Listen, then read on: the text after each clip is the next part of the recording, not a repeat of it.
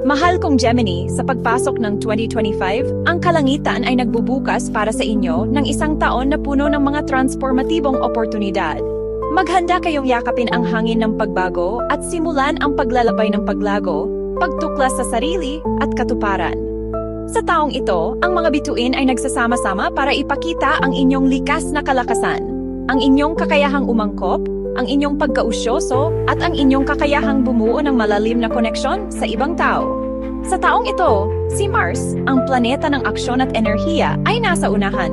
Pinupuno kayo ng dinamismo at proactive spirit.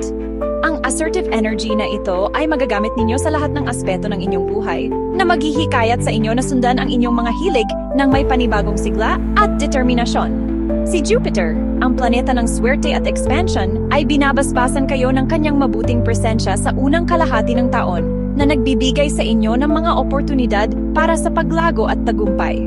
Ito ang taon para lumabas sa comfort zone, harapin ang mga bagong hamon at saksihan kung paano tutulong ang universo sa pagtupad ng inyong mga pangarap.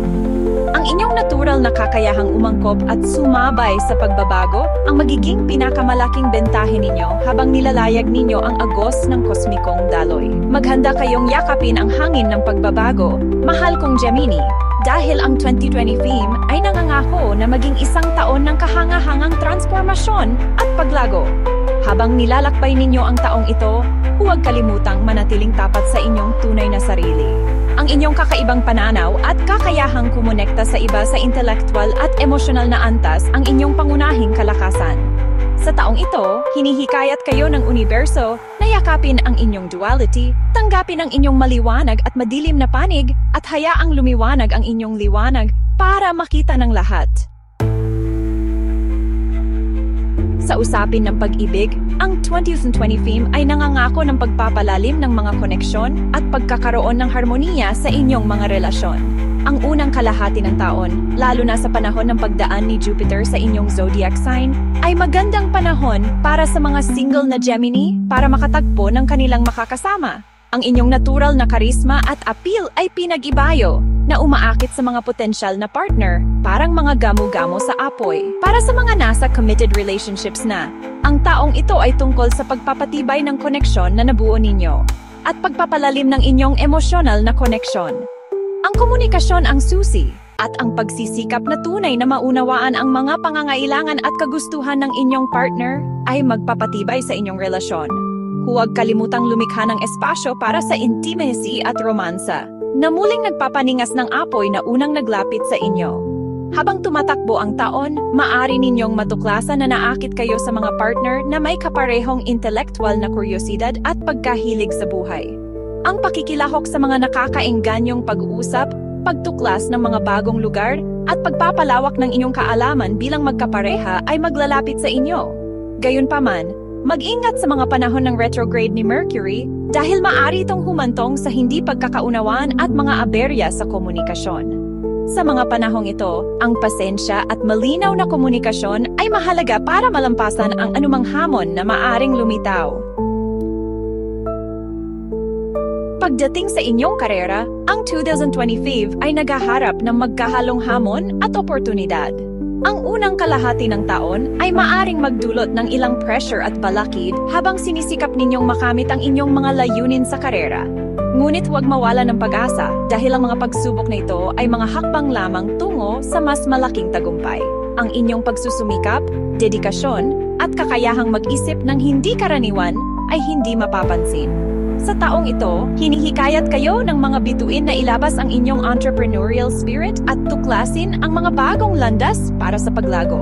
Kung iniisip ninyo ang pagbabago ng karera o pagsisimula ng sarili ninyong negosyo, ang ikalawang kalahati ng taon, lalo na sa bandang Setyembre, ay magandang panahon para gumawa ng isang matapang na hakbang. Magtiwala sa inyong instincts, maghanap ng mga mentor at kasamahan na kapareho ninyo ng pananaw, at maging matapang sa pag-abot ng inyong mga pangarap. Sa usapin ng pananalapi, ang ikalawang kalahati ng taon ay mas promising kaysa sa una. Ang inyong mga pagsisikap ay magsisimulang mamunga at maaari kayong makakita ng pagtaas ng inyong kita o mga hindi inaasahang pinansyal na pagpasok. Gayunpaman, mahalagang mapanatili ang disiplina sa pananalapi sa buong taon. Iwasan ang mga pabigla-biglang paggastos, gumawa ng budget na naayon sa inyong mga layunin sa pananalapi, at humingi ng payo sa isang eksperto kung kinakailangan. Tandaan, dahan-dahan lang para makaabot sa paroroonan. Ika-4 na bahagi, personal na paglago, pagbubukas ng iyong tunay na sarili. Ang 2025 ay isang taon ng malalim na personal na paglago at transformasyon para sa inyo, mahal kong Gemini. Kayo ay nasa isang paglalakbay ng pagtuklas sa sarili, iniiwan ang mga lumang gawi at paniniwala na hindi na nakakatulong sa inyo, at tinatanggap ang inyong tunay na sarili ng buong buo. Ang transformatibong panahong ito ay magsisimula sa unang bahagi ng tag-araw at magpapatuloy hanggang kalagitnaan ng taglagas, na hinihikayat kayong lumabas sa inyong comfort zone at tuklasin ang mga hindi pa natutuklasang teritoryo sa loob ninyo. Ito ang panahon para sa pagninilay-nilay, para sa pakikipag-ugnayan sa inyong panloob na karunungan, at para sa pagtukoy sa mga pagbabagong nais ninyong likhain sa inyong buhay. Maari ninyong matuklasan na naaakit kayo sa mga espiritual na gawain, meditasyon, o mga malikhaing aktibidad na nagbibigay daan sa inyo, na ipahayag ang inyong pinakamalalim na kaisipan at damdamin. Yakapin ang mga karanasang ito dahil ito ang susi sa pagbubukas ng inyong tunay na potensyal. Habang sinisimulan ninyo ang paglalakbay na ito ng pagtuklas sa sarili, huwag kalimutang maging mabait at mahabagin sa inyong sarili. Ang pagbabago ay maaring maging mahirap at normal lang na madapa sa daan. Tanggapin ang inyong mga kahinaan, ipagdiwang ang inyong mga kalakasan, at huwag tumigil sa pag-aaral at paglago. Sa taong ito, hinihikayat kayo ng universo na tanggapin ang kabuuan ng kung sino kayo, at hayaang lumiwanag ang inyong liwanag para makita ng lahat. Ika-5 bahagi, paglalakbay at pagtuklas, pagpapalawak ng iyong mga horizon. Para sa mga Gemini, ang paglalakbay ay hindi lamang tungkol sa pagbisita sa mga bagong lugar. Ito ay tungkol sa pagpapalawak ng inyong mga kaalaman, paglubog sa iba't ibang kultura, at pakikipag-ugnayan sa mundo sa paligid ninyo. Sa 2025, ang mga bituin ay nagsasama-sama para magbigay sa inyo ng mga oportunidad para sa parehong maikli at mas mahaba, mas kapanapanabik na mga paglalakbay. Ang unang kalahati ng taon ay perpekto para sa mga maikling paglalakbay sa mga masisiglang lungsod na nag-alok ng kombinasyon ng kultura, kasaysayan, at libangan. Isipin ang paggalugad sa mga mataong kalye ng Tokyo, ang mga makasaysayang lugar sa Roma, o ang artistikong kanlungan ng Barcelona. Ang mga destinasyong ito ay magpapaliyab sa inyong kuryosidad at mag-iwan sa inyo na puno ng enerhiya at inspirasyon. Sa huling bahagi ng taon, lalo na sa mga buwan ng taglagas, maari kayong maakit sa mga lugar na nag-aalok ng katahimikan at kapayapaan. Isipin ang paghahanap ng kanlungan sa mga payapang tanawin ng New Zealand, sa spiritual na kanlungan ng India, o sa mga nakamamanghang natural na kagandahan ng Costa Rica. Ang mga destinasyong ito ay magbibigay sa inyo ng espasyo na kailangan ninyo para sa pagninilay-nilay, pagre-recharge, at pakikipag-isa sa kalikasan.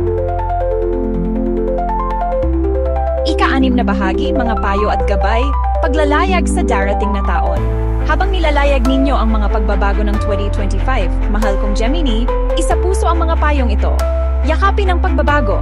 Sa taong ito, ang pagbabago ang inyong tapat na kasama. Sa halip na labanan ito, yakapin ito ng buong buo. Hanapin ang mga oportunidad na nakatago sa bawat hamon, at maniwala na ang universo ay gumagabay sa inyo tungo sa inyong pinakamataas na kabutihan. Balansehin ang aksyon sa karunungan. Habang hinihikayat kayo ni Mars na kumilos, huwag kalimutang balansehin ang inyong dinamismo sa karunungan at pangunawa. Mag-isip bago tumalon, lalo na pagdating sa mahahalagang desisyon tungkol sa inyong karera, pananalapi o mga relasyon. Pahalagahan ang mga relasyon. Ang inyong mga relasyon ang inyong mga angkla sa gitna ng unos.